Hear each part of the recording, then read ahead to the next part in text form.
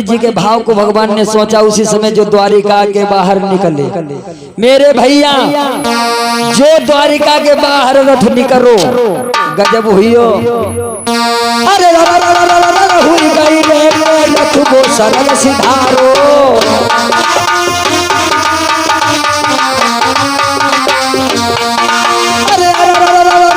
हुई गई रे रथ को सरल सिधारो।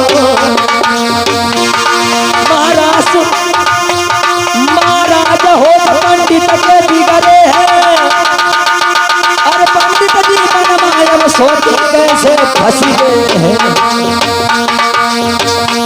पंडित मन ही मन में सोच ही रखा गए। पंडित मन ही मन में सोच ही रखा गए फंस गए।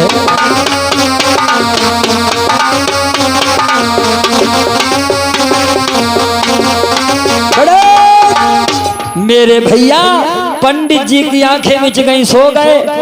भगवान ने कहा पंडित जी आंखें खोलो। जो आंखें खोली तो द्वारिकापुरी से चले तो कुंदनपुर के पास में पहुंच जाते हैं। भगवान कन्हैया कहने लगे, कहो पंडित जी। पंडित जी कहने लगे, हमें कुछ मालूम ही नहीं परो कत्ते खनिया तुम पहुंची आज। पंडित जी ने कही ऐसो है लला कन्हैया, अब ऐसो करो तुम्हें मैं जुगाड़ बतावे, क्योंकि बिना रुक्मिणी तुम्हारे जी हुई जो तासे हम तुम्हें एक बात बतावे।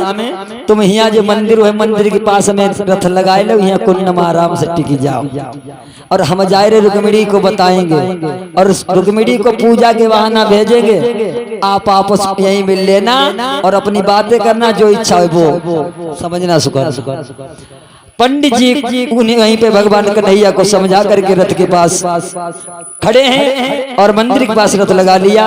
व्यास नंदन सुखदेव जी बोले राजन।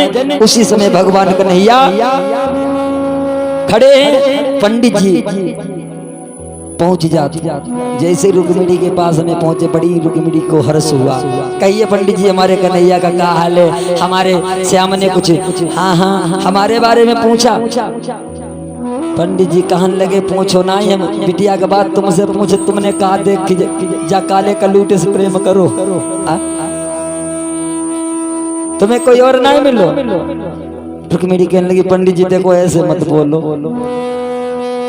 और तुम्हें नहीं मालूम ये प्रेम सूरत देख के नहीं होता है, प्रेम प्रेम होता है। किसी कवि ने कहा है